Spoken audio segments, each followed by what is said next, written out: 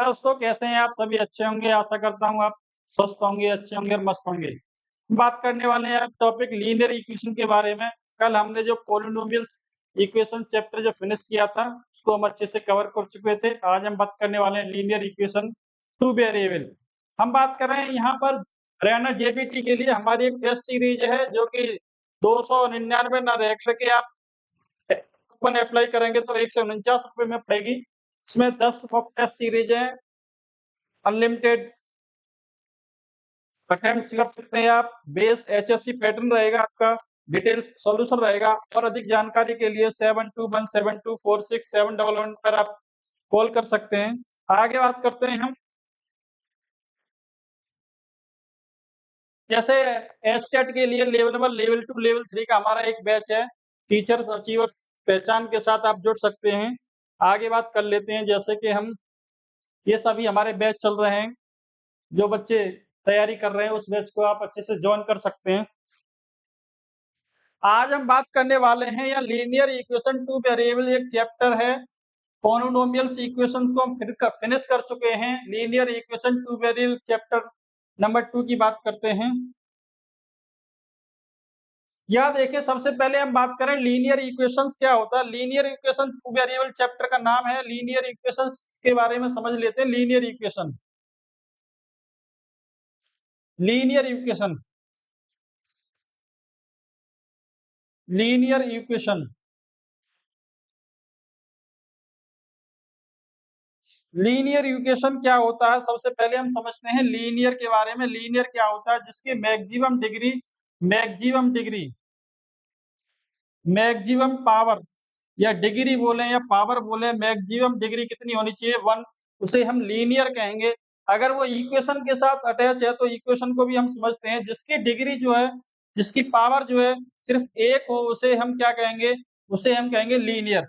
Example के base पे देखें, हम एग्जाम्पल यहाँ देखें, सिर्फ ए एक्स प्लस के बी इज इक्वल टू, ये आपको दे रखा है, a does not is equal to 0। यहाँ हम बात करें इसकी पावर कितनी है, पावर यहाँ 1 है, तो इसका मतलब लीनियर इक्वेशंस है, लीनियर पॉलिनोमियल्स है। लीनियर पॉलिनोमियल्स ये दिया गया है यहाँ पर। यहाँ हम बात करें दोनों, यहाँ पर हम बात करें ए और बी क्या है, यहाँ ए और बी की ए और बी के बारे में बात करें, A B belongs to real number. ये दोनों ही कैसे हैं? ए और बी कांस्टेंट नंबर हैं। ए और बी कांस्टेंट नंबर हैं। ए और बी क्या है? यहाँ कांस्टेंट नंबर दे रखे हैं आपको। और हम बात करें एक्स क्या है, यहाँ एक्स क्या है? एक वेरिएबल है। एक्स क्या है? यहाँ एक वेरिएबल है, जो वेरिएबल को डिनोट करता है। इस प्रकार अगर हम बात करें, हमने अभी समझा ये लीनियर इक्वेशंस क्या है। लीनियर इक्वेशंस का मतलब है जिसकी डिग्री कितनी दे रखी हो, जिसकी डिग्री 1 दे रखी होती है, उसे लीनियर कहते हैं। अगर इसके साथ शब्द जो जुड़ा हुआ है वो जुड़ा हुआ है आपका इक्वेशन। अगर इसके साथ जो शब्द जुड़ा हुआ है वो जुड़ा हुआ इक्वेशन। इक्वेशन को समझते हैं, इक्वेशन क्या है। अगर हम बात करें कोई भी पॉलिनोमियल्स के अंदर, किसी भी पॉलिनोमियल्स के अंदर इक्वल टू का साइन गिवन है, अगर इक्वल टू का साइन गिवन है, जैसे एग्जांपल के बेस पे हम बात करें, इक्वल टू का साइन गिवन है, जैसे हमने अभी लिखा ए, एक पॉलिनोमियल लिखा a x plus b is equal to 0। अगर किसी पॉलिनोमियल्स के अंदर इक्वल टू का साइन गिवन है, यदि इक्वल टू का साइन गिवन है, तो वो पॉलिनोमियल किस में बदल जाता है? वो पॉलिनोमियल बदल जाता है आपके इक्वेशन में। वो पॉलिनोमियल किस में बदल जाता है? वो पॉलिनोमियल बदल जाता है आपका इक्वेशन में। अगर हम इक्वेशन की बात करते हैं, अगर पॉलिनोमियल्स इक्वल टू 0 यानी इक्वल टू के साथ जुड़ा हुआ है, तो वो पॉलिनोमियल्स किस में बदल जाता है? वो पॉलिनोमियल्स इक्वेशन में कन्वर्ट हो जाता है। इस प्रकार हमने यहाँ पर देखा कि लीनियर के बारे में, लीनियर के क्या होते हैं? मैक्सिमम पावर, मैक्सिमम पावर अगर 1 होती है तो वो लीनियर कहलाता है। लीनियर के साथ हम इक्वेशन हमने, अगर वो इक्वल टू के साथ जुड़ा हुआ है, जुड़ा हुआ है, तो वो इक्वेशन में बदल जाता है। इसी प्रकार हमारा हमने यहाँ देखा linear equation two variable. Two variable से पहले हम समझे, पहले वन वेरिएबल के बारे में हम अध्ययन करेंगे। सबसे पहले हम टू से पहले वन वेरिएबल के बारे में अध्ययन करेंगे। लीनियर इक्वेशन टू वेरिएबल, ये हमारे चैप्टर का नाम है। लीनियर इक्वेशन से पहले हम वन वेरिएबल के बारे में अध्ययन करेंगे। अभी हमने समझा कि लीनियर किसे कहते हैं? जिसकी मैक्सिमम डिग्री यानी पावर जो कितनी होनी चाहिए, मैक्सिमम पावर 1 होनी चाहिए। मैक्सिमम पावर कितनी होनी चाहिए? मैक्सिमम पावर होनी चाहिए 1। तो वो क्या कहलाएगा आपका? वो आपका कहलाता है लीनियर। इक्वेशंस के बारे में सगा, यदि कोई पॉलिनोमियल इक्वल टू 0 के साथ गिवन है तो वो इक्वेशंस कहलाता है। आगे हम बात करते हैं, अब यहाँ देखें equation linear equation in one variable. अब हमने यहाँ पर बात की थी लीनियर इक्वेशन वन वेरिएबल, जैसे एग्जांपल हमने लिखा था, एग्जांपल क्या था आपका ax प्लस के b इज इक्वल टू 0। हमने यहाँ बोला था a does not is equal to 0। अगर इसकी पावर जो है, इसकी डिग्री जो है, डिग्री कितनी है, 1 है। अगर डिग्री 1 होती है यानी इसकी पावर जो 1 होती है तो वो क्या कहलाता है, यदि इसकी पावर 1 है तो लीनियर इक्वेशन वन वेरिएबल कहलाता है। अगर हम और एग्जांपल के बारे में समझते हैं, और एग्जांपल भी हम ले लेते हैं। मान लीजिए आपका एग्जांपल मैंने लिया 2x plus 5, 2x plus 5 is equal to 0, 2x plus 5 is equal to 0, यानी 2x plus 5 is equal to 0। Degree कितनी है, इसकी डिग्री 1 है। हम देखें डिग्री 1 है तो लीनियर इक्वेशन वन वेरिएबल है। और एग्जांपल के बारे में बात करते हैं हम, जैसे कि ये बात करते हैं 2 रूट्स में x प्लस के 6 इज इक्वल टू 0। यहाँ हम बात करें क्या, इसकी पावर जो है, इसकी पावर क्या 1 है, 1/2 दे रखे हैं यहाँ। इसकी पावर क्या देखें 1 है, इसकी पावर 1 है, इसकी पावर 1 नहीं है। इसकी पावर कितनी है, इसकी पावर आपकी 1/2 है प्लस के 6 इज इक्वल टू 0। जब इसकी पावर 1/2 दे रखी है तो इसका मतलब क्या हुआ, इसका मतलब ये हुआ कि लीनियर इक्वेशन नहीं है। लीनियर इक्वेशन के लिए, लीनियर के लिए डिग्री कितनी होनी चाहिए, 1 होनी चाहिए, लेकिन ये लीनियर इक्वेशन नहीं है। ये लीनियर इक्वेशन नहीं है, ये लीनियर इक्वेशन नहीं है। बात क्लियर है, यहाँ तक कोई प्रॉब्लम तो नहीं है? ओके, ये लीनियर इक्वेशन नहीं है। फिर हमने डेफिनेशन को भी यहाँ भी डिफाइन किया। डेफिनेशन हमारी क्या है, a linear equation is one variable in equation which has maximum one variable of this order, यानी जिसके अंदर पावर 1 दे रखी है, पावर 1 दे रखी है और उसके साथ एक ही वेरिएबल दे रखा है, तो उसको क्या कहेंगे, लीनियर इक्वेशन वन वेरिएबल। जिसमें क्या है, वेरिएबल की संख्या कितनी होनी चाहिए, वेरिएबल की संख्या सिर्फ और सिर्फ एक होनी चाहिए। हम यहाँ देखें वेरिएबल की संख्या हमारी कितनी है, एक है। और कितने कांस्टेंट आपको गिवन है, कांस्टेंट आपको गिवन है, कितने गिवन है, कांस्टेंट आपको गिवन है 2। कांस्टेंट कितने, कांस्टेंट आपको दे रखे हैं ए एंड बी। अगर कांस्टेंट ए और बी दे रखे, वेरिएबल कितना है, वेरिएबल केवल एक है। जिसके अंदर केवल एक वेरिएबल हो और हम बात करें एक वेरिएबल मैक्सिमम पावर 1 हो, इसका मतलब linear equation one variable.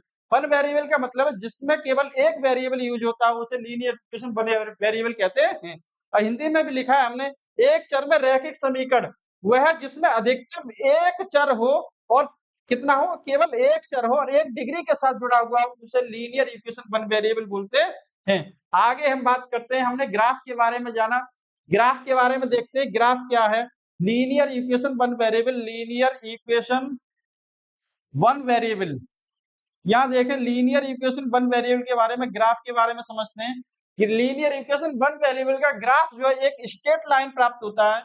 Straight line कैसा प्राप्त होता है, एक सरल रेखा के रूप में मिलता है, सरल रेखा,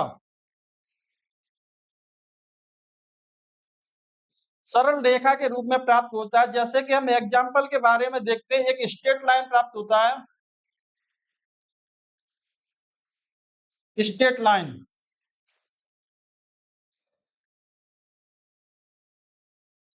जैसे बनाकर भी देख लेते हैं, जैसे एग्जाम्पल के तौर पर देखें हम, मान लीजिए आपका ये है ax, आपका एग्जाम्पल के तौर पर देखें 2x इज इक्वल टू आपको 4 दे रखा है, 2x इज इक्वल टू 4 आपको गिवन है, तो ये लीनियर इक्वेशन वन वेरिएबल है।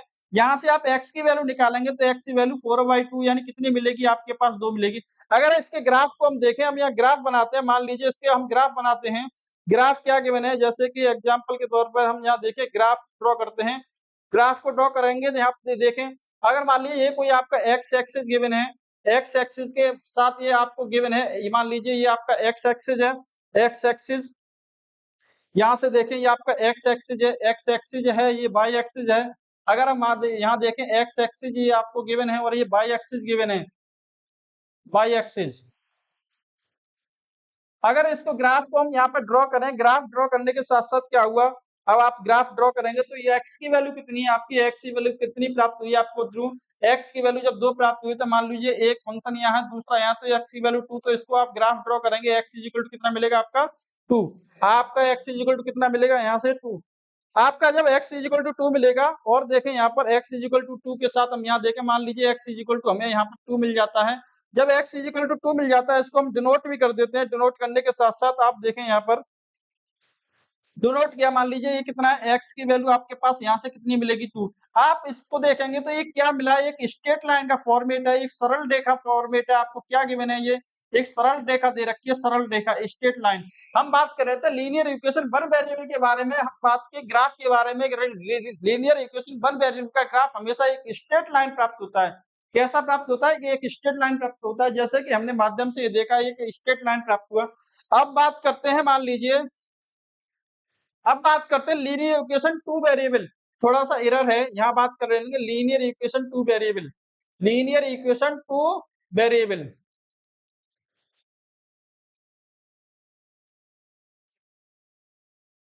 लीनियर इक्वेशन टू वेरिएबल,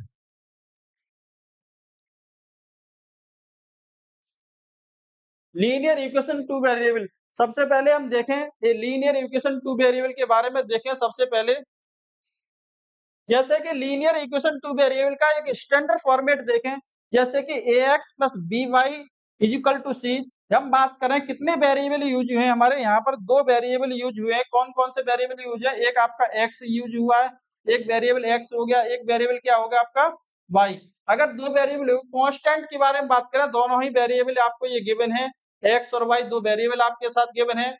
और हम बात करें कांस्टेंट कितना है, कांस्टेंट a और b है और c है। हम बात करें जो a और b c यूज हुए हैं, जो a और b c आपके यूज हुए हैं, वो क्या है आपको रियल नंबर दे रखे हैं। ए और बी क्या दे रखे हैं? रियल नंबर दे रखे हैं। और बात करें ए की value does not is equal to होगी और बी की वैल्यू कितनी होगी? डज नॉट इक्वल टू होगी। हम बात करते हैं इन दोनों के, इन एक्स और वाई वेरिएबल में एक रिलेशन देखें तो इसका मतलब ए स्क्वायर प्लस के B square does not is equal to कितना होना चाहिए आपका? जीरो। तो ये कंडीशन आपके साथ गिवन है, तो ये linear equation two variable equation denote करता है, लीनियर इक्वेशन टू वेरिएबल को डिनोट करता है, जो कि एक लीनियर इक्वेशन टू वेरिएबल का एक मानक समीकरण है। ये इसे हम सामान्य जनरल रूप कहेंगे लीनियर इक्वेशन टू वेरिएबल का। जैसे कि हम इसी डेफिनेशन के बारे में बात करें, डेफिनेशन आपको कितने गिवन है? यहाँ से डेफिनेशन के बारे में बात करें, आपकी डेफिनेशन गिवन है a linear equation two variable in general form of two variable. General form of two variable का मतलब यहाँ देखें, जैसे कि ax प्लस के by इज इक्वल टू सी। इसको हम ये और करके भी लिख सकते हैं, मान लीजिए और रूप में देखें, दूसरा मेथड देखें इसी का। इसको ऐसे you can be written as, इसको इस प्रकार भी लिख सकते हैं, प्लस के c is equal to zero. यहाँ हम बात करें ए की वैल्यू जीरो नहीं, a does not is equal to zero और b does not is equal to zero. और हम बात करें ए और बी, आपको देखें ए स्क्वायर प्लस के B square does not is equal to zero. ये कंडीशन को अगर ये फॉलो करता है तो लीनियर इक्वेशन टू वेरिएबल रहेगा।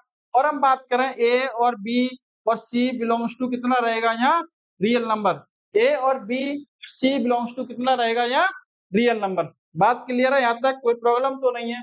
अगर इस प्रकार की इक्वेशन कोई आपको गिवन दे रखी है तो ये लीनियर इक्वेशन टू वेरिएबल की इक्वेशन है। लीनियर इक्वेशन टू वेरिएबल की इक्वेशन है। यहाँ थोड़ा सा करेक्शन है, एरर टाइप है, ये डज नॉट, ये जीरो आएगा यहाँ पर। बात क्लियर है? हिंदी में देखें, दो चरों में रैखिक समीकरण, दो चरों में रैखिक समीकरण का सामान्य रूप ax plus by plus c या ax प्लस by बराबर c, जहाँ a b c कैसे हैं? वास्तविक संख्या है। a does not is equal to zero, b does not is equal to zero. X Y क्या है? चर दे रखे हैं। ए और बी क्या दे रखे हैं? दोनों शून्य के बराबर नहीं है और ये वास्तविक संख्याओं को प्रदर्शित करते हैं। ये linear equation of two variable की कंडीशन है, लीनियर इक्वेशन टू वेरिएबल की डेफिनेशन है। आगे बात करते हैं हम, अब बात करते हैं linear equation of two variable. जैसे कि हमने अभी आपको बताया था लीनियर इक्वेशन टू वेरिएबल की कंडीशन में क्या था आपका लीनियर इक्वेशन, जैसे कि ax प्लस के by plus c is equal to zero. अगर हम बात करते हैं इनके सॉल्यूशन पे, अगर सॉल्यूशन की बात करते हैं, इसके सॉल्यूशन कितने होंगे? इसके सॉल्यूशन, एक सॉल्यूशन होगा, दो सॉल्यूशन होंगे, तीन सॉल्यूशन होंगे, या इसका कोई सॉल्यूशन नहीं होगा। तो बात करते हैं इनके कंसिस्टेंट पर। अगर इसका कंसिस्टेंट का मतलब है इनका जो कंसिस्टेंट है, सिस्टम जो है, निकाय जो है, संगत है या असंगत है, उसके बारे में यहाँ देखते हैं। कंसिस्टेंट सिस्टम, कंसिस्टेंट सिस्टम, एक कंसिस्टेंट सिस्टम का मतलब यह है सुसंगत प्रणाली, यानी इसके कितने सॉल्यूशन होंगे। अगर इसके एक से ज्यादा सॉल्यूशन होते हैं तो क्या बोलते हैं? एक से कम सॉल्यूशन है तो क्या बोलते हैं? जिसका कोई सॉल्यूशन नहीं होता तो क्या बोलते हैं? हमने यहाँ लिखा है a system simultaneously linear equation can be consistent, it has, सबसे इंपोर्टेंट बात हम बता दें, it has at least one solution। जिसका कम से कम एक सॉल्यूशन होता है उसे कंसिस्टेंट सिस्टम बोलते हैं, सुसंगत प्रणाली बोलते हैं। कंसिस्टेंट सिस्टम का मतलब याद है कम से कम उसका एक सॉल्यूशन अवश्य होगा, या एक हो या एक से ज्यादा हो, कितने भी सॉल्यूशन हो सकते हैं। At least one solution of A consistent equation, consistent system. Consistent system का मतलब यह है कम से कम उसका एक सॉल्यूशन अवश्य होगा। अगर हम बात करें यहाँ पर इनकंसिस्टेंट सिस्टम, अब यहाँ इनकंसिस्टेंट सिस्टम के बारे में बात करें, इट हैज नो सॉल्यूशन, ऐसा इक्वेशन जिसका कोई सॉल्यूशन नहीं है, ऐसा इक्वेशन जिसका कोई सॉल्यूशन नहीं है, उसे हम क्या कहेंगे, इनकंसिस्टेंट सिस्टम बोलेंगे। हमने यहाँ लिखा भी है आपको, ये आपको समझ में आ रहा होगा। असंगत प्रणाली, असंगत निकाय किसे कहते हैं, इस प्रणाली को निकाय भी बोल सकते हैं, जिसका कोई हल नहीं होता है, जिसका कोई हल नहीं हो उसे क्या कहेंगे आप, असंगत प्रणाली कहते हैं। इसके बारे में हम बात करें, जैसे एग्जाम्पल के बारे में और बात कर लेते हैं, जैसे कि हमने यहाँ पे हम बता दें आपको, जैसे कि एक एग्जाम्पल लेते हैं, मान लीजिए एक एग्जाम्पल लिया 3x प्लस के 6 इज इक्वल टू आपको गिवन है मान लीजिए यहाँ 9। अब यहाँ पर आपको 9 गिवन है, तो इसको सॉल्व करेंगे तो x की वैल्यू कितनी मिलेगी आपको, x की वैल्यू मिलेगी 1। अब हम बात करें जब x की वैल्यू यहाँ पर आप 1 रखेंगे, x की वैल्यू जब 1 रखेंगे तो x की वैल्यू 1 रखने पर ये इक्वेशन जो सेटिस्फाई हो जाएगी, इसका मतलब ये है कि इसका केवल यूनिक सॉल्यूशन है, यानी इसका केवल एक ही सॉल्यूशन, एक x की वैल्यू सिर्फ ऐसी एक ही है जो इस समीकरण को संतुष्ट करती है। ये संतुष्ट करती है तो इसका मतलब क्या है, इसका क्या हो जाएगा, ये यूनिक सॉल्यूशन कहलाएगा। कैसा सॉल्यूशन कहलाएगा, यूनिक सॉल्यूशन कहलाएगा। यूनिक सॉल्यूशन, यानी यूनिक सॉल्यूशन का मतलब है single single solution. Unique solution का मतलब क्या है, सिंगल सॉल्यूशन। बात क्लियर है। कोई सिस्टम ऐसा भी हो सकता है, मान लीजिए एक्स यानी थ्राइस ऑफ एक्स, ये आपको गिवन है thrice of X minus two, thrice of X minus two, X minus two plus के 6 इज इक्वल टू आपको गिवन है, मान लीजिए एक इक्वेशन में ले लेता हूं, thrice of X minus two minus X is equal to X plus 5, 2x plus 5। अब इसको थोड़ा सा सॉल्व करेंगे तो कितना मिलेगा आपको, 3x माइनस के 6 माइनस के x इज इक्वल टू कितना मिला, 2x प्लस के कितना मिल गया 5। यहाँ से देखेंगे कितना मिल गया, 2x minus 6 is equal to कितना मिल गया आपका 2x प्लस 5। यहाँ से देखेंगे x से x कैंसिल, 2x से x कैंसिल हो जाएगा तो माइनस के 6 इज इक्वल टू कितना मिल जाएगा 5। हम यहाँ देखें इस इक्वेशन को ये सेटिस्फाई नहीं करता, जब इस इक्वेशन को ये सेटिस्फाई नहीं करता है, इस इक्वेशन को सेटिस्फाई नहीं करता है, तो इसका मतलब इस इक्वेशन का कोई भी सॉल्यूशन नहीं है। जब इस इक्वेशन का कोई सॉल्यूशन नहीं हो तो इसका मतलब क्या होगा, इनकंसिस्टेंट सिस्टम कहलाएगा। यानी ये क्या है, इनकंसिस्टेंट सिस्टम कहलाएगा, ये असंगत प्रणाली है, इसका कोई हल नहीं है। बात क्लियर है। आगे हम बात करते हैं, जैसे कि हम यहाँ टाइप ऑफ सॉल्यूशन के बारे में बात करें, इसके solution linear equation two variable, linear equation two variable के सॉल्यूशन के बारे में बात करें, जैसे कि आपको गिवन है a1x, कोई equation linear equation two variable आपको इक्वेशन गिवन दी गई है, जैसे कि मान लीजिए ये है a1x प्लस के b1y प्लस के c1 इज इक्वल टू 0। पहली इक्वेशन आपको ये दी गई है। दूसरी इक्वेशन के बारे में हम यहाँ बात करें, दूसरी इक्वेशन आपको गिवन है a2x प्लस के b2y, a2x प्लस के b2y प्लस के c2 इज इक्वल टू 0। आपको ये दूसरी इक्वेशन दी गई है। तो हम बात करें इनके टाइप ऑफ सॉल्यूशन के बारे में। अगर कंडीशन बात करें, अगर कंडीशन केस नंबर 1 की बात करते हैं, केस नंबर 1, जब केस नंबर 1 के बारे में हम यहाँ देखें, केस नंबर फर्स्ट के बारे में बात करते हैं,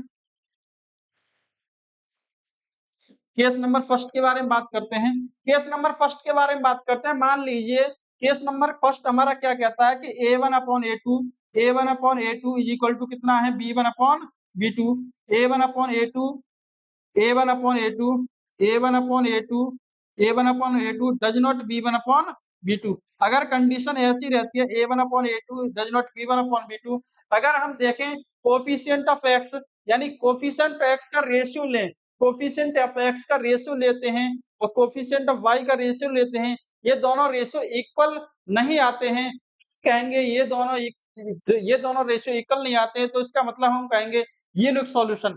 क्या बोलेंगे हम? Unique solution. यूनिक सॉल्यूशन का मतलब ये है इसका एक द्वितीय हल होगा, इसका एक सिंगल सॉल्यूशन होगा। इसका एक सिंगल सॉल्यूशन होगा। सिंगल सॉल्यूशन ग्राफ के बारे में बात करें, ग्राफ जो है एक्स एक्सिस और वाई इसका ग्राफ जब ड्रॉ करेंगे तो इसका मतलब ये किसी ना किसी पॉइंट पर ये इंटरसेक्शन कर रहा होगा। किसी ना किसी पॉइंट पर ये क्या कर रहा होगा? इंटरसेक्शन कर रहा होगा। इसका मतलब है इसका एक अद्वितीय हल होगा। कैसा हल होगा? अद्वितीय हल होगा। यानी कैसा हल होगा? अद्वितीय हल होगा। अद्वितीय हल होगा यानी यूनिक सॉल्यूशन होगा। यूनिक सॉल्यूशन होगा। यूनिक सॉल्यूशन होगा। Unique solution. अब हम देखें दूसरी कंडीशन, दूसरे केस को देखें। यदि केस नंबर सेकंड के बारे में हम बात करें, case number second, case number second के बारे में यहाँ बात करें। अगर केस नंबर सेकंड में क्या गिवन है? आपको ये गिवन है a1 अपॉन a2 यानी कोफिशिएंट ऑफ x का रेशियो कोफिशिएंट ऑफ y के रेशियो के इक्वल है और कांस्टेंट टर्म के इक्वल नहीं है। कांस्टेंट टर्म के इक्वल आपको नहीं है, तो हम यहाँ बात करें जब कांस्टेंट टर्म के इक्वल नहीं दे रखा है तो हम बात करें दोनों लाइन कैसी होंगी? पैरेलल होंगी। दोनों लाइन जब पैरेलल होंगी, एक दूसरे को कहीं नहीं मीट करेंगे, ये एक दूसरे को जब कहीं नहीं मिलेंगी, तो इसका मतलब क्या होगा? इसका मतलब क्या होगा? इसका मतलब नो सॉल्यूशन होगा। इन दो जब दोनों लाइन एक दूसरे को कहीं नहीं मिलेंगी, कहीं नहीं मीट करेंगी, तो इसका मतलब एक दूसरे को जब कहीं नहीं मीट कर रही हैं, कहीं नहीं मिल रही हैं, तो इसका मतलब ये है कि एक दूसरे को कहीं नहीं मिल रही है, तो इसका कोई इक्वेशन का सॉल्यूशन नहीं होगा। जब इसका कोई सॉल्यूशन नहीं है, जिसका नो सॉल्यूशन है, तो इस वाली कंडीशन को हम क्या कहते हैं? इनकंसिस्टेंस कहते हैं। इनकंसिस्टेंस कहते हैं। असंगत प्रणाली कहते हैं। क्या कहते हैं? असंगत प्रणाली कहते हैं। असंगत प्रणाली। बात क्लियर है नहीं? इस पे हमेशा क्वेश्चन बहुत बार पूछा जाता है। System system in inconsistent, inconsistent की कंडीशन क्या होती है? a1 अपॉन a2 बराबर b1 upon b2 does not c1 upon c2। यानी कहना का मतलब ये कांस्टेंट टर्म का रेशियो x और y टर्म के रेशियो के इक्वल नहीं आता, तो हम उसको कहते हैं इनकंसिस्टेंट। बात क्लियर है? अब हम बात करें सबसे पहले यूनिक सॉल्यूशन के बारे में बात करें। यूनिक सॉल्यूशन की कंडीशन क्या आती है? a1 upon a2 does not b1 upon b2। बस दूसरे नंबर पे हमने बात की थी नो सॉल्यूशन के बारे में। नो सॉल्यूशन जब एक लाइन ये कहीं भी मीट नहीं करेंगी। एक लाइन आपको कितनी गिवन है? एक लाइन आपको ये दे रखी है, दूसरी लाइन आपको ये गिवन है। इसका मतलब कितना भी आगे तक आप इस लाइन को ड्रॉ करोगे, जब ड्रॉ करोगे कहीं भी आपको ये लाइन एक दूसरे को कहीं नहीं काटेंगी, तो इसका मतलब क्या होगा? जब ये कटे नहीं, इंटरसेक्ट ही नहीं करें किसी पॉइंट पे, तो इसका मतलब क्या हुआ? इसका मतलब ये हुआ कि ये दोनों लाइन जो है एक दूसरे को कहीं नहीं कट करती हैं, तो इसका मतलब नो सॉल्यूशन। हम तीसरी कंडीशन के बारे में बात करें। अगर यही लाइन जो है इनके रेशियो x का रेशियो y के रेशियो कांस्टेंट टर्म का रेशियो अगर इक्वल हो जाता है, यानी a1 upon a2 is equal to कितना है? b1 upon b2। a1 upon a2 is equal to b1 upon b2 is equal to c1 upon c2। अगर आपको ये कंडीशन प्राप्त हो जाती है, इसका मतलब क्या है? इसका मतलब इनफाइनाइट सॉल्यूशन है। Infinite solution. Infinite solution. कैसे सॉल्यूशन? Infinite solution. यानी इसके बहुत सारे हल होंगे, इसके बहुत सारे हल होंगे, तो ऐसी कंडीशन को क्या कहते हैं? कंसिस्टेंट सिस्टम कहते हैं। जब किसी इक्वेशन के बहुत सारे सॉल्यूशन होते हैं, उसे क्या कहते हैं? Infinite solution. इनफाइनाइट सॉल्यूशन यानी कैसे होगा ये? Inconsistent, sorry, consistent equation. Consistent, consistent प्रणाली होगी, कंसिस्टेंट सिस्टम होगा, ससंगत ससंगत सिस्टम होगा। बात क्लियर है? कैसा होगा ये? ससंगत सिस्टम होगा। आशा करता हूँ यहाँ तक सभी की समझ में आ गया होगा। बात करते हैं हम आगे। ये बहुत इंपॉर्टेंट टॉपिक है, यहाँ से क्वेश्चन बहुत पूछे जाते हैं। ये क्वेश्चन यहाँ से बहुत ही ज्यादा क्वेश्चन पूछे जाते हैं। इसके बाद देखें हम, यहाँ से देखें ये एक लीनियर इक्वेशन का ग्राफ दिया गया है। बहुत ही अच्छा, बहुत ही अच्छे तरीके से इसको बताया गया है, बहुत ही अच्छी तरीके से इसे डिस्क्राइब किया गया है। ये आपका लीनियर इक्वेशन आपको दे रखी है। मान लो ये दे रखी है a1x प्लस के b1y प्लस के c1। a1x प्लस के b1y प्लस के c1 इज इक्वल टू 0। एक लाइन आपको ये गिवन है, दूसरी लाइन कितनी है? a2x प्लस के b2y प्लस के b2y plus c2 is equal to 0। दूसरी लाइन आपको ये गिवन है। आपसे कहता है कि ये कंसिस्टेंस है। कंसिस्टेंस है। कंसिस्टेंस का मतलब क्या होता है? मैंने बताया था at least one solution. At least one solution. At least one solution. At least one solution.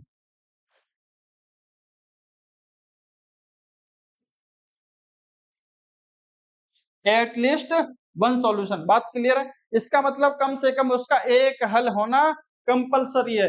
एक हल होना कंपलसरी है, इसका मतलब इसमें कितनी कंडीशन थी, इसके अंदर दो कंडीशन थी। केस नंबर एक के बारे में बात करें, अगर आपको a1/a2 does not b1/b2 given है, तो इसका मतलब क्या था, यूनिक सॉल्यूशन।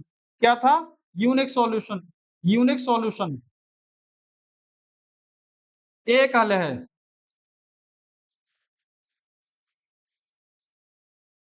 लिख जाओ भाई सब, लिख जाओ। अभी थोड़ा हाथ नया है तो इसीलिए थोड़ा ये बोर्ड जो हमसे डिस्टरबेंस में रहता है, इसीलिए बात करें। एक हल है।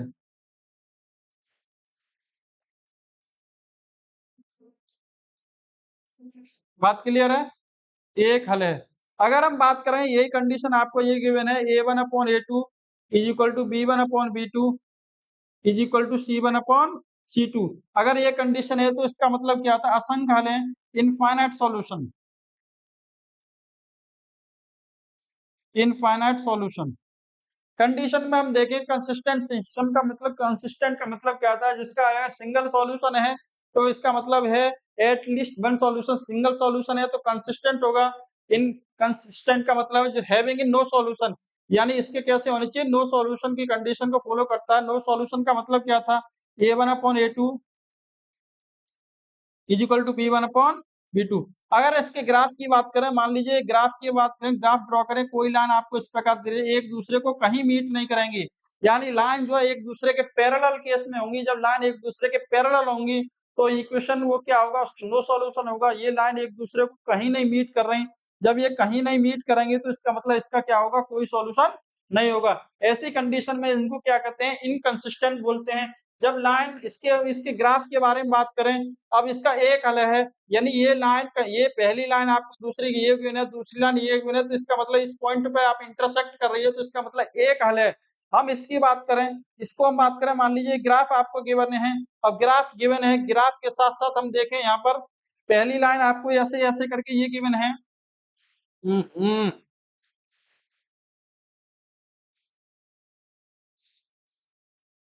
मान लीजिए ये आपको ग्राफ गिवन है, ये ग्राफ के साथ साथ हम देखें यहाँ ग्राफ पे कौन साइड के बारे में यहाँ देखें, कौन साइड, पहली लाइन आपको ये गिवन है और इसी के ऊपर आप दूसरी लाइन भी गिवन होगी, दूसरी लाइन भी इसी के ऊपर गिवन है, यही लाइन दूसरी इसी के ऊपर गिवन है। इसका मतलब क्या है, एक लाइन दूसरी लाइन ओवरलैप करती है। जब एक लाइन दूसरी लाइन को ओवरलैप करती है तो इसका मतलब उसके कितने सॉल्यूशन होंगे, उसके जो है इनफाइनाइट सॉल्यूशन होंगे, यानी वो लाइन एक दूसरे के संपाती होगी। एक दूसरे के संपाती होने के साथ साथ इसके कितने सॉल्यूशन होंगे, इसके जो है इनफाइनाइट सॉल्यूशन होंगे। बात क्लियर है। आगे हम बात करते हैं, इनके आधार पर क्वेश्चन 100% क्वेश्चन पूछा ही जाता है। जैसे कि क्वेश्चन नंबर एक की बात करें हम, क्वेश्चन नंबर हमारा एक क्या गिवन है, क्वेश्चन नंबर एक आपसे कह रहा है कि a pair of equation is consistent. अभी हमने बात की थी, यदि कोई लाइन कंसिस्टेंट होती है, जब कंसिस्टेंट होती है तो इसका मतलब क्या है, उसका एट लीस्ट वन सॉल्यूशन है, उसका कोई ना कोई सॉल्यूशन है। It line represent them, line represent क्या करेगी, आपसे पैरेलल होगी, ऑलवेज कंसिस्टेंट होगी, इंटरसेक्टिंग एंड कोइंसिडेंट होगी। इंटरसेक्टिंग एंड कोइंसिडेंट होगी। जब आप ये बताइए, जब ये ग्राफ है, अब ये लाइन एक दूसरे को ये से केस में कट कर रही है, तो इंटरसेक्ट कर रही है, इसके कितने सॉल्यूशन होंगे, कंसिस्टेंट का मतलब इसका यूनिक सॉल्यूशन होगा। इसका कैसा होगा, यूनिक सॉल्यूशन। अब यही लाइन एक दूसरे के ऊपर कॉन्सिडेंट है, एक दूसरे को इसी के ऊपर इसी के ऊपर ओवरलैप कर रही है, इसके कितने सॉल्यूशन होंगे, इनफाइनाइट सॉल्यूशन होंगे। तो आपका ऑप्शन कौन सा हो जाएगा, ऑप्शन हो जाएगा आपका सी, यानी कॉन्सिडेंट के सिस्टम में उसके इनफाइनाइट सॉल्यूशन आने चाहिए या यूनिक सॉल्यूशन आने चाहिए। बात क्लियर है। क्वेश्चन नंबर 2 के बारे में हम बात कर लेते हैं यहाँ।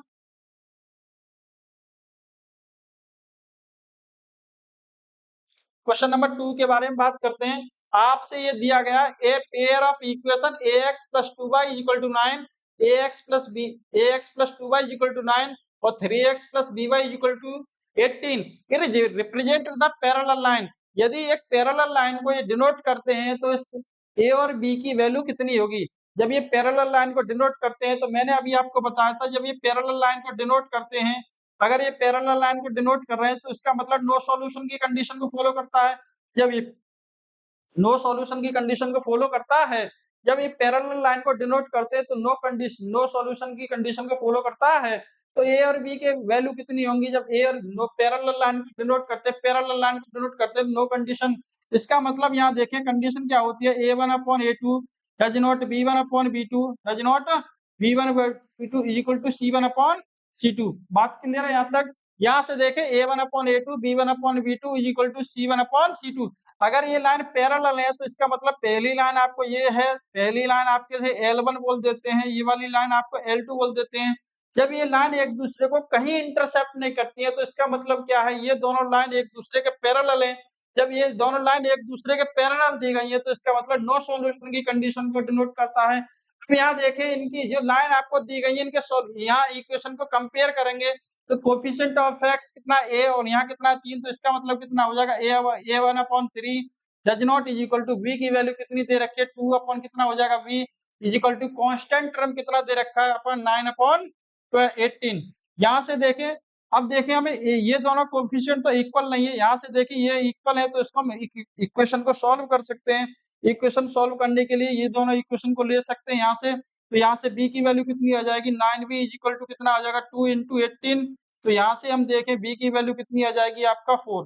b की वैल्यू कितनी आ जाएगी आपका 4। यहाँ से देखें v की वैल्यू कोई आपसे 4 आ रही है नहीं। और देख लेते हैं, यहाँ से कंडीशन देखें, और कंडीशन में क्या निकल के आ रहा है आपका, और कंडीशन में आपका निकल के आएगा, इन दोनों से इक्वेशन को सॉल्व करें तो कितना आ जाएगा a/3 इज इक्वल टू कितना है does not is equal to 2/b 2/b। यहाँ से देखिए कितना होगा ab does not is equal to कितना आ जाएगा 6। ab की वैल्यू 6 के इक्वल नहीं होनी चाहिए, ab की वैल्यू 6 के इक्वल नहीं होनी चाहिए। यहाँ से हम देखें, ये ऑप्शन हमारे जो है गलत प्रिंट हो गए हैं, ऑप्शन जो है किसी और क्वेश्चन के प्रिंट हो गए हैं। तो इसका मतलब यहाँ से देखें a और b की वैल्यू 6 के इक्वल नहीं हो सकती, और ab की वैल्यू कितनी आएगी यहाँ से 4 के इक्वल आएगी। ये ऑप्शन हमारे यहाँ से देखें, ये गलत प्रिंट हो गए, इन ऑप्शन को आप काट दें, ये ऑप्शन गलत प्रिंट हो गए।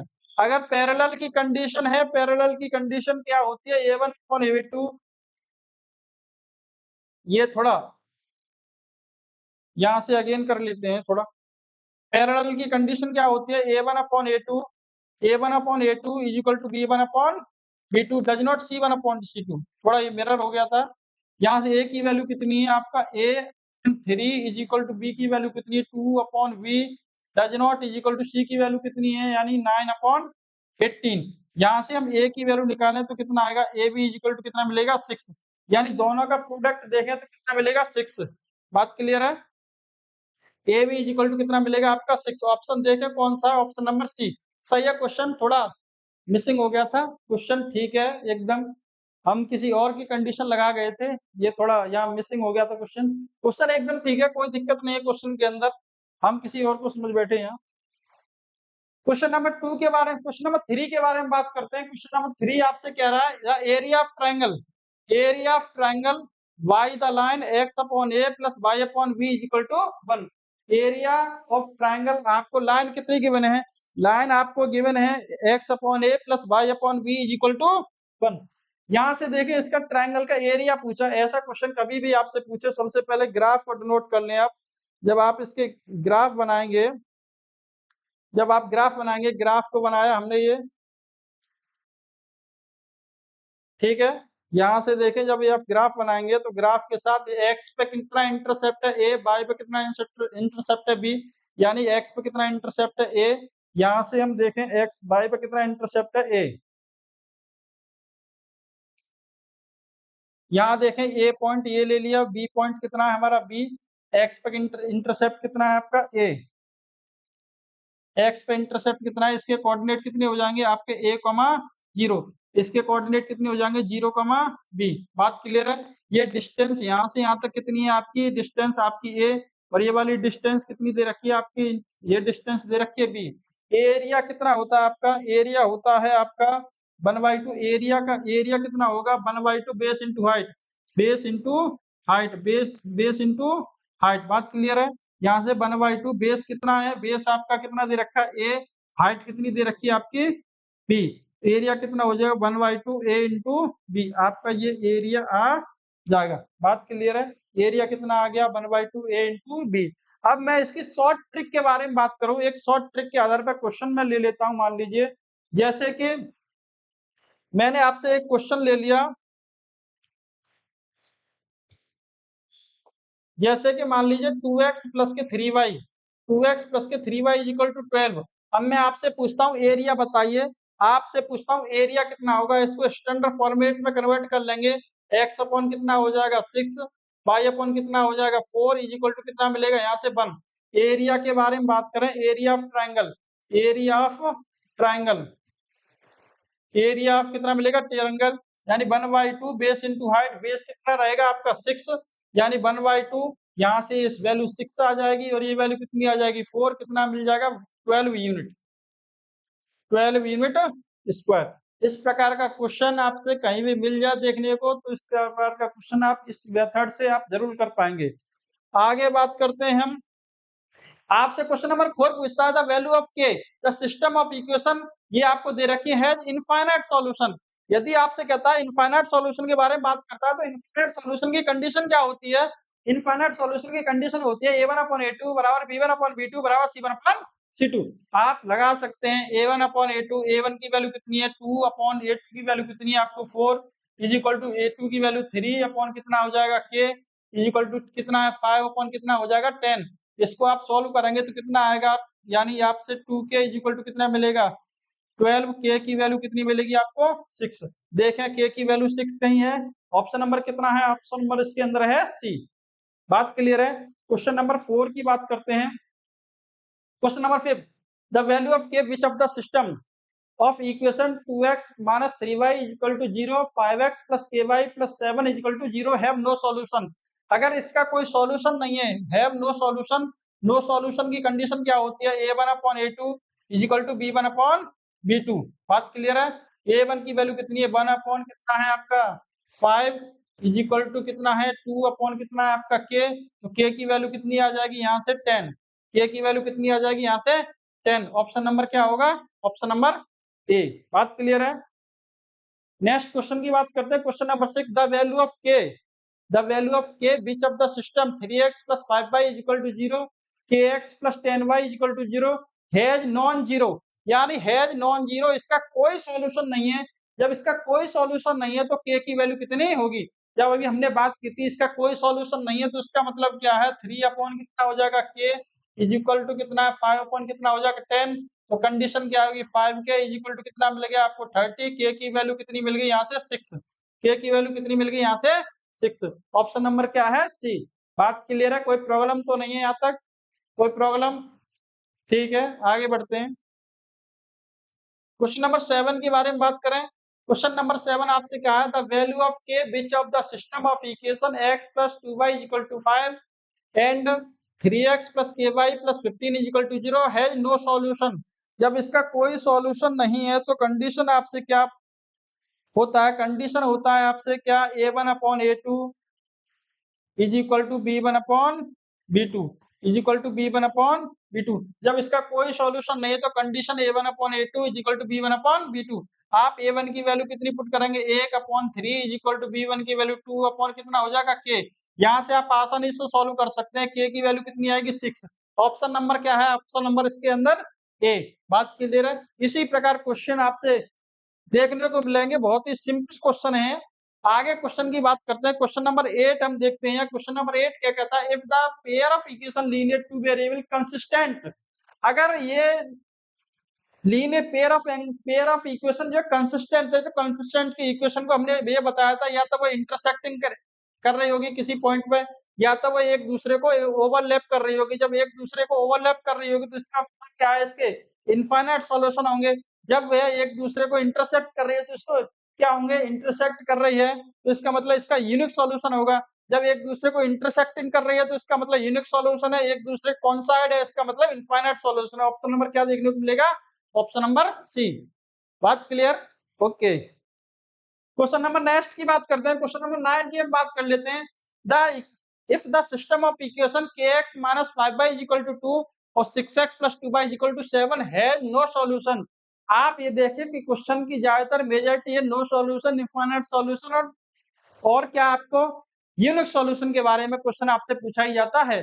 इस कंसेप्ट को आप हमेशा याद रखें। आपसे कहता है कि नो सॉल्यूशन इस यानी समीकरण का कोई हल नहीं है, समीकरण का कोई हल नहीं है, तो कंडीशन k अपॉन कितना हो जाएगा 6 इज इक्वल टू माइनस के 5 अपॉन कितना मिलेगा 2।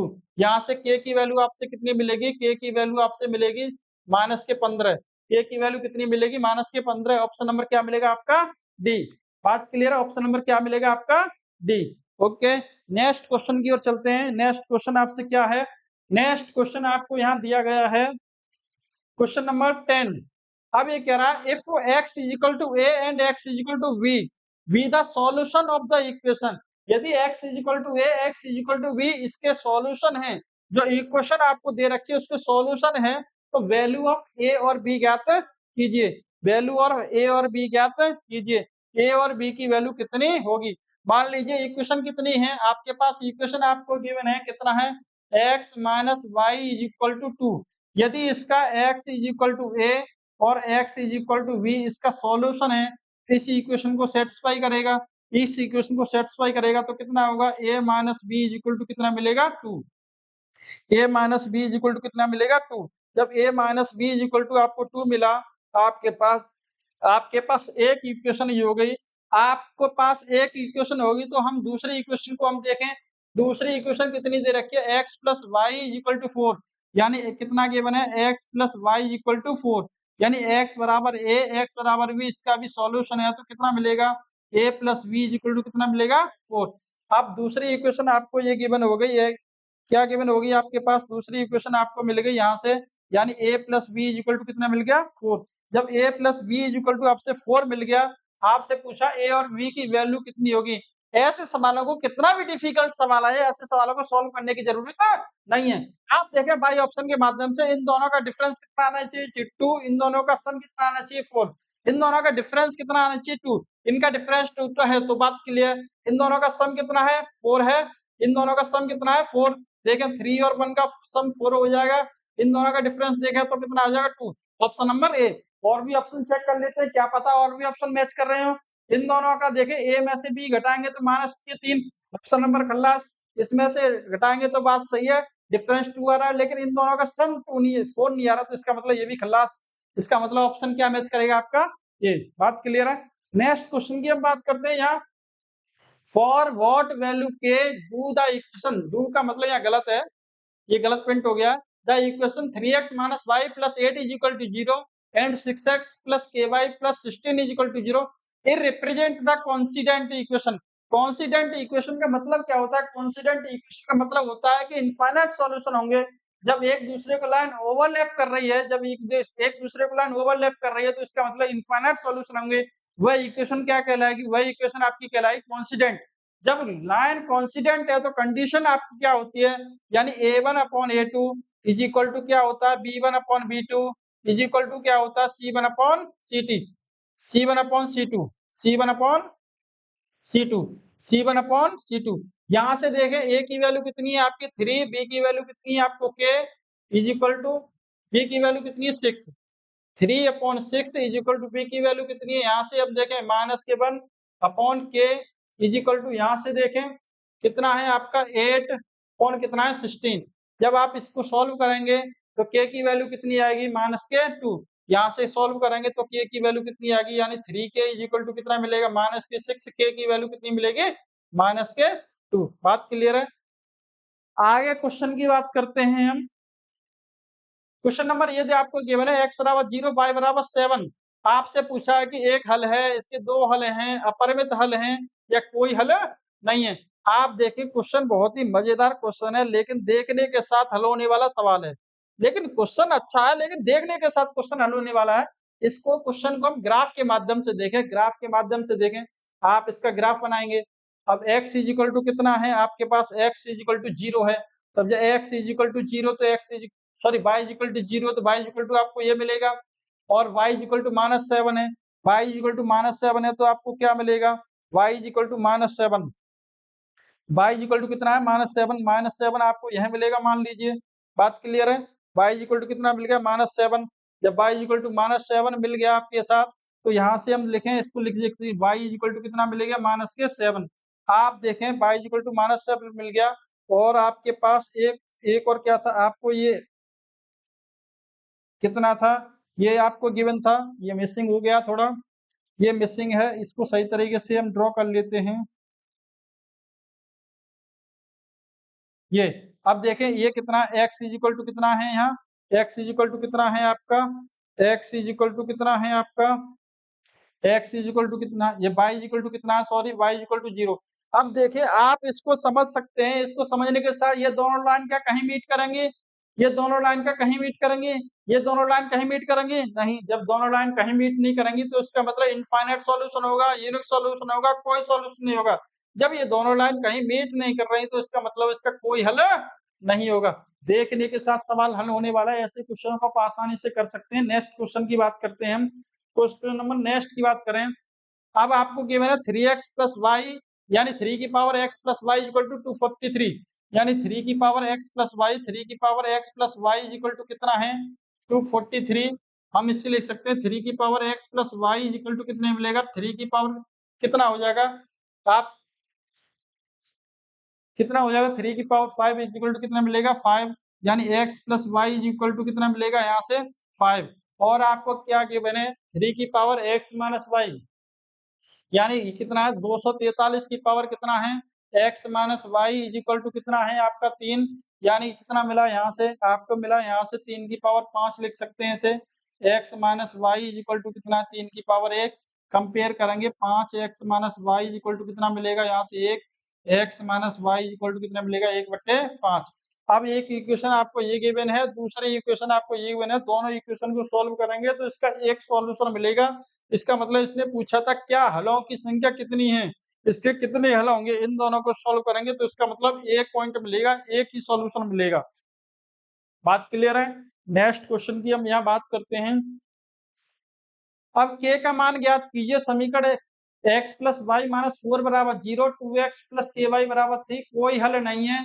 अब इसका कोई सॉल्यूशन नहीं है, तो आपको बताया था जब कोई सॉल्यूशन नहीं होता तो a1/e2 बराबर b1/b2, आप इसको माध्यम से आप अच्छे से कर पाएंगे। बात क्लियर है? क्वेश्चन नंबर नेक्स्ट की बात करते हैं हम। सबसे अच्छा सवाल आपको दे रखा है वह त्रिभुज जो रेखा है y बराबर x, x बराबर 6, y बराबर 0 द्वारा निर्मित त्रिभुज का क्षेत्रफल ज्ञात कीजिए। द्वारा निर्मित त्रिभुज का क्षेत्रफल, थोड़ा मिसप्रिंट हो गया यहाँ, त्रिभुज का क्षेत्रफल, ये त्रिभुज का क्षेत्रफल ज्ञात कीजिए। आप देखिए y बराबर कितना है, y बराबर x, और x बराबर कितना है, यानी y बराबर यहाँ कितना दे रखा है, y बराबर आपको गिवन है यहाँ x, y बराबर कितना गिवन है, y बराबर कितना है यहाँ x, ठीक है। y बराबर कितना है, y बराबर आपको गिवन है यहाँ x। अब देखें यहाँ x बराबर कितना है, x बराबर कितना है, यहाँ x बराबर कितना है 6, या तीसरी लाइन y बराबर कितनी दे रखी है आपको 0। अब यहाँ देखें जब पहली और दूसरी लाइन के बारे में बात करें, पहली और दूसरी लाइन के बारे में बात करें, जब y बराबर x है तो x बराबर कितना हो जाएगा, यहाँ से x बराबर कितना गिवन है, यहाँ x बराबर 6 गिवन है, तो y बराबर भी कितना हो जाएगा 6। तो पॉइंट आपके कितने मिलेंगे, पॉइंट मिलेंगे आपको 6,6। बात क्लियर है? यहां से हम देखें दूसरे पॉइंट के बारे में बात करें, जब x बराबर 6 दे रखा है तो इसका मतलब x बराबर 6 है, तो y बराबर कितना है यहाँ, जब x बराबर 6 दे रखा है तो y बराबर कितना है यहाँ 0 गिवन है। बात क्लियर है? जब x बराबर 0 है, x बराबर 0 है, तो यहाँ से और भी थोड़ा और भी कर सकते हैं। और करने का मतलब यह है, हम यहाँ पहली और दूसरी लाइन को देखें, पहली और दूसरी लाइन से पॉइंट आ गए, दूसरी और तीसरी लाइन से देखते हैं तो x बराबर कितना है यहाँ 6 है, y बराबर कितना है यहाँ आपका 0 है, तो पॉइंट आपको कितने मिल जाएंगे, पॉइंट आपको कितने मिल जाएंगे यहाँ से, यानी 6 कितने मिलेंगे 0। अब तीसरी वाली लाइन को देखें, तीसरी वाली लाइन को देखें, यहाँ से तीसरी वाली लाइन, पहली और तीसरी लाइन को देखें, y बराबर कितना गिवन है यहाँ 0, y बराबर कितना है यहाँ x, x बराबर कितना गिवन हो जाएगा 0। इसके पॉइंट कितने मिल जाएंगे, इसके पॉइंट मिल जाएंगे आपको 0,0। अगर मैं सबसे बेटर सॉल्यूशन आपको यहाँ बताने जा रहा हूँ कि किसी भी प्रकार की इक्वेशन हो, पहली लाइन आपको गिवन है, ठीक है, दूसरी लाइन गिवन है, ठीक है, बात समझ में आ रही है, तीसरी लाइन गिवन है, बात क्लियर है। आप पहली और दूसरी लाइन को सॉल्व करके एक पॉइंट फाइंड कर सकते हैं, दूसरी और तीसरी को सॉल्व करके दूसरा पॉइंट फाइंड करेंगे, यानी तीसरी और पहली को सॉल्व करके एक पॉइंट फाइंड कर लेंगे।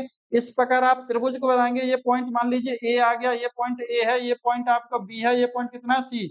ए पॉइंट है, ये बी पॉइंट है, सी पॉइंट है। आप त्रिभुज का क्षेत्रफल आसानी से निकाल पाएंगे। बात क्लियर है? 3 लाइन आपको गिवन है, तो हमेशा एक कंसेप्ट याद रखना, तीनों लाइन के इनके वर्टेक्स निकाल के एरिया ऑफ ट्रायंगल का फॉर्मूला लगा देंगे। अभी हम बात करते हैं एरिया ऑफ ट्रायंगल के बारे में, शॉर्टकट बता देंगे।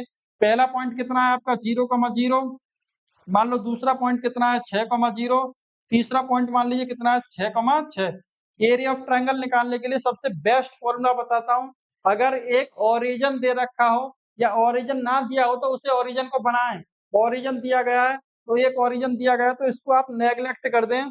जब ओरिजिन दिया गया है तो उसको आप नेग्लेक्ट कर दें, जब हमने छोड़ दिया ये, इसका हमारे पास कोई मतलब अब नहीं है। इसका मतलब नहीं है तो इसका मतलब एक्सटर्नल टर्म का एक्सटर्नल टर्म के साथ मल्टीप्लाई करेंगे, इंटरनल टर्म का इंटरनल टर्म के साथ मल्टीप्लाई करेंगे, और वहां पर क्या करेंगे डिफरेंस ले लेंगे। यानी 6 का 6 के साथ मल्टीप्लाई करेंगे 36 हो गया, माइनस इसका इसके साथ मल्टीप्लाई करेंगे 0 हो जाएगा, अपॉन 2 करेंगे तो कितना आ जाएगा 18 यूनिट स्क्वायर। 18 यूनिट स्क्वायर आपका एरिया हो जाएगा, 18 यूनिट स्क्वायर। बात क्लियर है? यानी सबसे पहले इनके ट्रायंगल के वर्टेक्स निकाल लेंगे। वर्टेक्स निकालने के साथ यदि ये ओरिजिन गिवन है, एक पॉइंट ओरिजिन है, तो इंटरनल टर्म का इंटरनल टर्म के साथ मल्टीप्लाई, एक्सटर्नल टर्म का एक्सटर्नल टर्म के साथ मल्टीप्लाई करेंगे और इनका डिफरेंस ले लेंगे, अपॉन 2 कर देंगे तो एरिया ऑफ ट्रायंगल निकल आएगा। बात क्लियर है? अगले क्वेश्चन की बात करते हैं हम। क्वेश्चन नंबर नेक्स्ट की बात करते हैं। आपको लाइन कितनी गिवन है? पहली लाइन आपको कितनी गिवन है? पहली लाइन गिवन है x बराबर कितना है आपका, x बराबर 3, और आपको कितना गिवन है, y बराबर कितना दे रखा है, y बराबर दे रखा है आपको 4। बात क्लियर है? और क्या दे रखा है, x बराबर क्या गिवन है आपको y। पहली और दूसरी लाइन के बारे में बात करें, x बराबर आपके पास 3 है, y बराबर कितना है 4, पॉइंट कितना आ गया, p पॉइंट कितना आ गया आपका, ये आ गया 3,4। बात क्लियर है?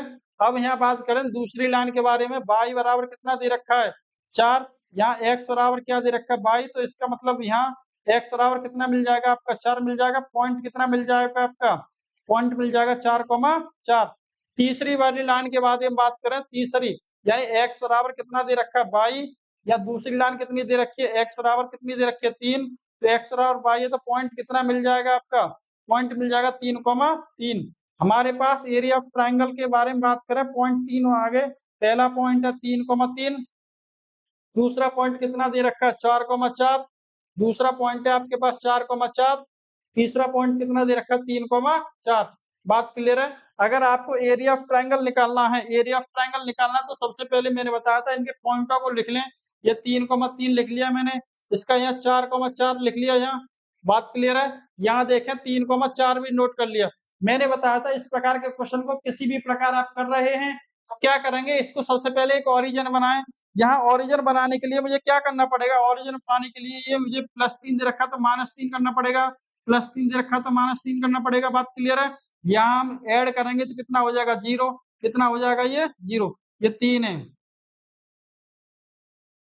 -3 ऐड करेंगे तो कितना हो जाएगा ये 0, ऐड करेंगे तो कितना हो जाएगा 0, ऐड करेंगे तो कितना हो जाएगा 0, ये भी 0। अब इसी प्रकार जैसे हमने यहाँ किया उसी प्रकार यहाँ करें, -3 करना पड़ेगा, -3। 4 में से इसे घटाएंगे तो कितना बचेगा 1, 4 में से कितना घटाएंगे तो कितना बचेगा 1।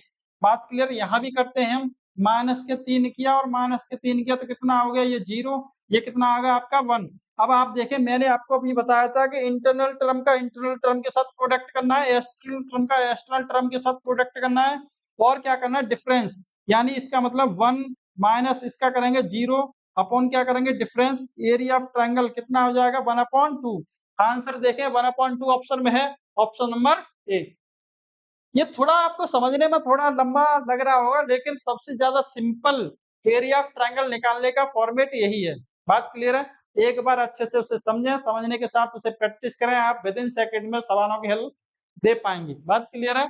इस प्रकार के क्वेश्चन आपको कहीं मिल जाते हैं, एरिया ऑफ ट्रायंगल या इनफाइनाइट सॉल्यूशन है, मेनी सॉल्यूशन या नो सॉल्यूशन, तो आप कंडीशन को ध्यान रखें। कंसिस्टेंट सिस्टम क्या होता है? जिसके एक या एक से अधिक सॉल्यूशन हो उसे कंसिस्टेंट सिस्टम बोलते हैं, इसका कोई सॉल्यूशन ना हो उसे अनकंसिस्टेंट सिस्टम बोलते हैं। बात क्लियर है? अब सबसे लास्ट क्वेश्चन ये देंगे, इस प्रकार क्वेश्चन कहीं आ जाए तो उस क्वेश्चन को हल करने की कोई जरूरत नहीं है। वाई ऑप्शन मेथड आप सवाल को हल कर सकते हैं। तो इसने कहा है कि दो डिजिट, दो अंकों का सम कितना दे रखा है 9, यानी सम ऑफ डिजिट कितना दे रखा है 20। If the added of 27 the digit can be number of the reverse, यानी जब उस नंबर में 27 को ऐड किया जाता है तो वो नंबर उस नंबर का रिवर्स प्राप्त होता है। दो अंकों का सम कितना है 9, क्या इन दोनों का सम 9 है? नहीं, इन दोनों का सम 9 है, यस, इन तीनों ऑप्शन का सम 9 है। यदि उस नंबर में कितना ऐड किया जाता है 27 प्राप्त किया जाता है, वो नंबर जो है रिवर्स हो जाता है। रिवर्स का मतलब ये नंबर 27 हो जाएगा। क्या हो सकता है 27? नहीं। अगर इसमें हम 27 ऐड करें, मान लो, तो किसका मतलब ये कितना हो जाएगा? इस नंबर का रिवर्स कितना हो जाएगा? 36 क्या हो जाएगा? नहीं। अगर हम देखें इस नंबर में 27 ऐड करें, इस नंबर में 27 ऐड करें तो इसका मतलब रिवर्स कितना हो जाना चाहिए नंबर? ये रिवर्स होना चाहिए 63। तो ऐड करेंगे तो यही नंबर आपका 63 बैठ रहा है, तो ऑप्शन नंबर कितना हो जाएगा? Option number D. बात क्लियर है? ऐसे क्वेश्चन को करने के लिए सबसे पहले ऑप्शन मेथड का प्रयोग करें। Thank you. आज की क्लास यही होती है। Linear of two variable equation chapter finish हो चुका है। कल एक नया चैप्टर का हम नया चैप्टर प्रारंभ करेंगे। थैंक यू दोस्तों, धन्यवाद। इस प्रकार के सवाल आप अच्छे से प्रैक्टिस कर लें। Thank you.